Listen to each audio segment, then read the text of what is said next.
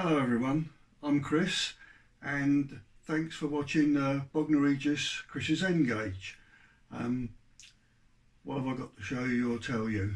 Well, my last video was to the London Festival of Model Railways at Ali Pali, and I hope those that have seen it have enjoyed it. I've had 409 views, which is a bit disappointing really compared to considering when I went to the International N-Gauge show 2021, which was only 7 months ago, I've actually had over 13,000 views on that one. So that's what I compare it to now, and I don't think I'm going to get anywhere near that. But yeah, 409 views, that's still good. I'm still happy with it. Yeah, so as I was saying, it was a brilliant show. I thoroughly enjoyed myself, but it is not an N-Gauge show. It's trains of all sizes, but mainly geared up for HO and above. Very little there for N-Gauge. There is stuff there, I'm not saying there isn't, but they're not like you would get naturally at the N-Gauge show. A number of layouts there were there in N-Gauge, I have to say, one being the Copenhagen Fields, which is just mind-blowing, absolutely mind-blowing. So yeah, it's a good show. I highly recommend it. I cannot wait to go to next one, or next year's. Now, talking about the show, I did meet Charlie, Charlie from Chadwick Model Railway, a lovely fella. Said hello, we introduced each other, and I shook hands with him, so at least he stopped and he spoke to me, bless him. And I do like his channel anyway. Now, regarding those that have watched my programme are aware that I've been diagnosed with complex PTSD. Been a year now, still, that's early days, still having a lot of issues with it. A number of them is with PTSD is memory retention, especially short memory, concentration and motivation. So I find it very hard to get into things, and motivation has got a lot better, I have to say, but it's still lacking, and which is one of the reasons why I haven't done a great deal up top in the loft. But again, the other consideration is money, and the times that we're living in, everything going up, gas, electric. Now we've just been told that other things are going up. You know, it's difficult, and I've got to watch the pennies. So it doesn't mean nothing's going to get done up there. It will, and you'll see when we go up there in a short while that things have moved on a little bit, but not as much as I certainly wanted to. But you'll see that it's not the layout will happen. You'll see when I show you what I've got up there. Now, a number of things, also a number of my subscribers have said, what did you get at the show, Chris? Because I did buy 3 items. Not one of them was on my list. But then again, like I said, I was looking for N-Gauge stuff. But one of the items that I was taken by, which I've always been looking at, is a static grass applicator. And I was reading all sorts of stuff, and they were saying, oh, the best one to get is with the highest voltage and this, that and the other. And I found one that was quite expensive, but it did look really, really good. And that's the one I was aiming at. And of course, when I was walking around the show, I came across, now you'll notice I'm looking to my left here, and I've got a list of things, and that's why I have to have a list, because I'll never remember half of what I want to show you. And one of the things that I saw there was a grass applicator. And it was, bear with me, I'm going to have to cut it here because I can't remember the name of the company, so bear with me. Right, sorry about that, but it's on the screen now. World War Scenics, or WW Scenics, they've got a stand there. I've watched a load of their videos, especially by Martin, or I think he's one of the bosses there, whatever, but when you watch the videos, you don't get a really good eye or perspective as to how good it is.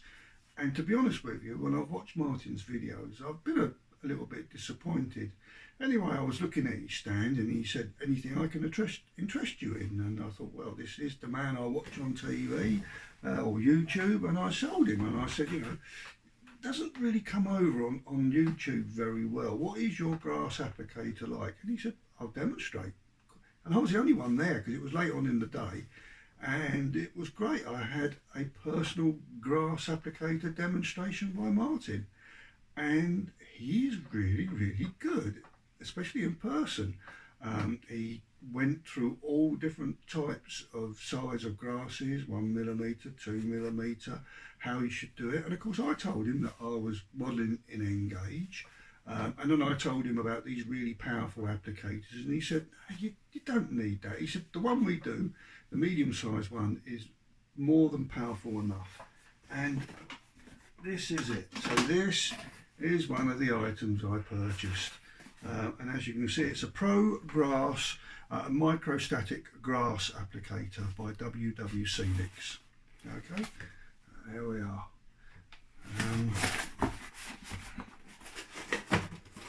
Of course, the other thing as well is you don't really get an idea of the actual size of it. So this is the one, so medium size, and it's not too big. It's got a fair old size that you can put quite a bit of grass in there. And this was the one he used to demonstrate, and I did like the look of it. I mean, it's a proper pucker grass applicator. And he said, being that it's N-gauge, you really only want to use 1 and 2 millimetre grass, which I can appreciate. And he showed me using a combination of those two in different colours.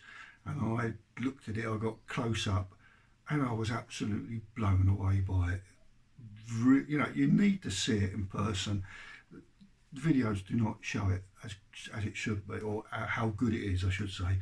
The only drawback with this, it only comes with one cover or sieve or whatever you want to call it, mesh, and I think that's 1 millimetre. So when he puts the 1 millimetre in here, he does say you've got to be very careful when you do it because you don't want too much to come out, and that I appreciate. And I did ask, do you do a smaller one? No, he doesn't. So I bought it, 50 something pound. I've got one now. I'm really, really happy. But one of the things about it is that I wanted a smaller sieve, for want of a better word. So when I got home and I showed the missus and I said, I wonder what would fit that. She said, oh, I know what will fit that straight away.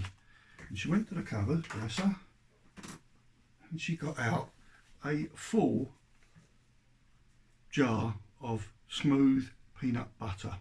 Advertisement here, Co-op smooth peanut butter. And it was virtually full. And I thought, okay, so she got it out and it fits a tray. So I thought, right, okay, gonna have to empty that. So over the next couple of months I would be dipping my finger in there every night, which is why I can't lose weight. And it was empty a couple of days ago and I showed her, so she did laugh. But having got that, I've now got to cut the centre away naturally, and I've got to find a mesh. And our local hardware shop does a chef aid, and it actually says on there 12.5 centimetre. I don't know what that means, to be honest with you, but there it is, and you can see how fine that is. And the beauty of that is when I compare that to this, it's about a quarter of the size. So one of those, and I guess that's a millimetre square, 4 of them go into each one of them, and I think that will be ideal. So I'm going to cut it out, flatten it, and then cut it to fit inside there, and I've got my small mesh.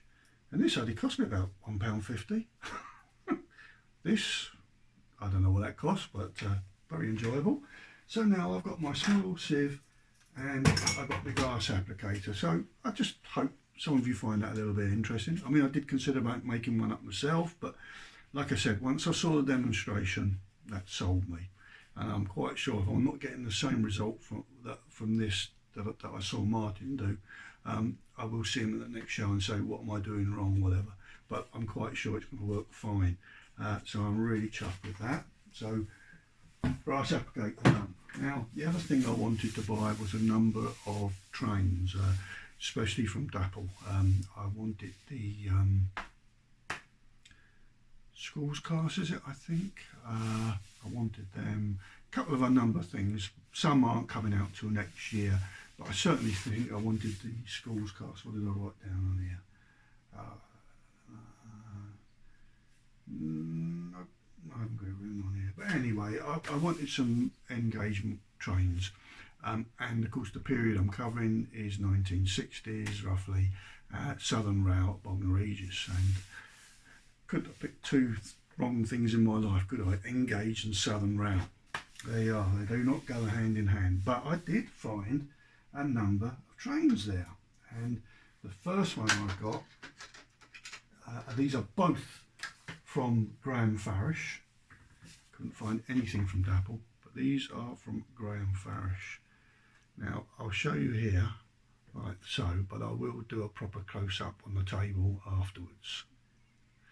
So this little beauty is a C-Class Southern Black, which would be lovely. That would be ideal for me, and that's my period, so that's going to be great. I've got that one. And then the other little beauty I got, again, another Farish, and I'll show you a close-up of this as well afterwards. I don't know if you can see it too well, but this is a little beauty.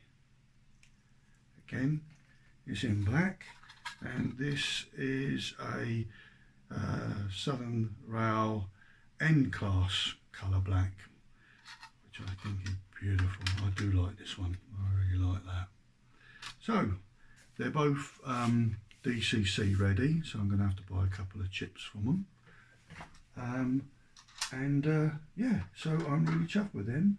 I got them slightly cheaper than you normally do, not a great deal, but certainly cheaper than buying online. One of them is just come out, and the other one, I think it's the shorter one, the C-Class, is discontinued, so I'm glad I got that. So they're the three items I bought at the show. Like I say, I'll show you the two trains close up, and I was really pleased with that. That went on my Model Railway train credit card. We don't talk about that in this home. So what have I got in here? Oh yes, and the third item. Now, in March, I became an old age pensioner. What's the wife pension? Anyway, I became an old age pensioner. I turned 66, and I'm now getting my full state pension.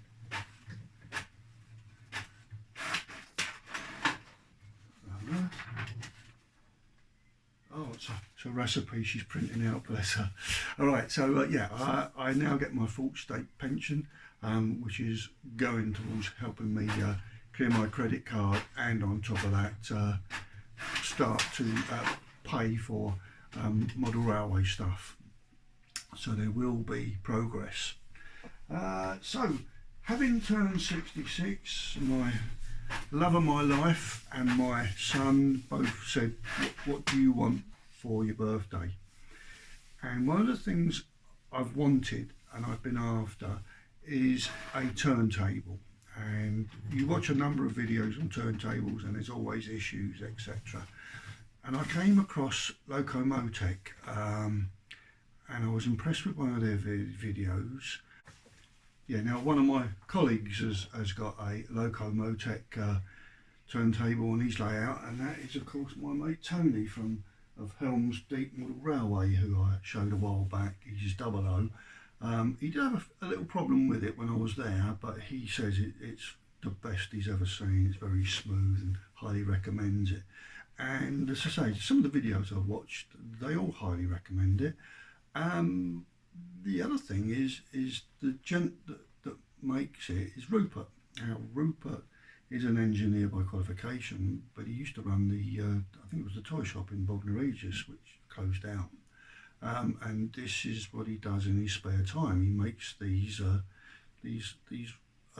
motorised turntables. So I said to the missus and my son, this is what I would like. And he popped round last week, and I purchased not only a motorised turntable, but also with a automatic indexing motorising unit kit with it. So that's the motor, quite a solid little thing, and this clips underneath the turntable, and this is the indexing system which fits on there as well. This is the switches that operate it all, and all I've got to do is put it together. Now I did also pop along to Gauge Master, which is just down the road from me, and that's the turntable I've purchased. So it's now all a case of, when I get a moment, is putting it together and getting it working. A little bit more complicated because this is designed for HO or double O. I've seen a lot of N-gauge people that twist these up so that it fits actually on the turntable itself like that, but so it fits on there. Rupert says don't do that. He said what you do is you have to make yourself a second circle that your turntable fits in, and then you fit that with blocks on to that piece of wood. It will run better than these have been designed for that angle. But then a lot of people have moved them, like I said, and theirs works fine, but I would rather do what Rupert does. Apart from that, Rupert doesn't live very far from me, and he said I'd like to see it when it's up and running. So if I don't do what he suggested, my head's on the chopping block. So yeah, so this plus my turntable came to just under 100 quid. And like I said, it's an automatic indexing system. Meant to be really smooth. This is the plate that goes with the indexing system. Again, I don't know how it works, but I'll find out when I put it together. So yeah, just under 100 quid. So it's 50 quid from my son, 50 quid from the missus, and that was my birthday present. So I've been after this for a long time, and I'm not being nasty. I think Rupert would understand, but Rupert's not a young man anymore, like I'm not. And God forbid I should then turn around and say, look, I want to buy your indexing kit, and he turns around and says, well, I'm not doing it anymore. So I've got it now, it's in my box, I can't lose any of it. All the instructions are there, all the screws, the bits and bobs, plus my turntable, and it's just a case of I can put this aside, and then one day when I get the chance, which is hopefully be either this year or next year, I will be putting it together. It will very likely be next year, but that's my birthday present. So what else have we got on the list here? Oh, I wore the hat, didn't I, to the show? What a waste of time that was. Not one person came up and introduced themselves and said, oh, I watch your channel. If they did, they didn't make themselves known. I did see Peter Townsend. Peter is a subscriber of mine, and he was on the 2mm Scale Association, so I said I'd meet him there at the show. Lovely chap, had a good old chin wag, and my goodness, that 2m Scale Association, that is heavy going, but oh, the track work is beautiful. But of course with that you have to make a lot more, you know, your engines way over my skill and ability and time. So you know, I've gone with the easy stuff, but yeah, very interesting. As I said, Peter is a lovely chap, and it was lovely to actually meet him. So let's go down the list here now. Yeah, I won't be wearing the hat again. We see I've done the 3 items purchased and my birthday present. Yeah, I think everything I wanted to mention here is complete. So I think the next thing is we'll go up into the model railway room, and I'll show you a couple of things that I've been mucking around with up there, and we'll take it from there. So I'll see you in a second.